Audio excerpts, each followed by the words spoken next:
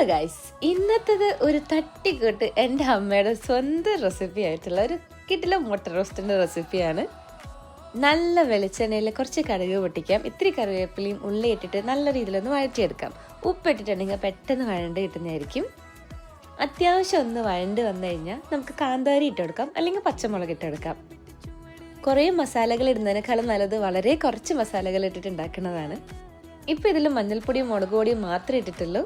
നല്ലവണ്ണം ഒന്ന് പച്ചക്കൊത്ത് പോയി കഴിഞ്ഞാൽ തക്കാളി ഇട്ട് നല്ല രീതിയിലൊന്ന് കുക്ക് ചെയ്ത് ഉടഞ്ഞു വരുന്നവരെ വെയിറ്റ് ചെയ്യാം.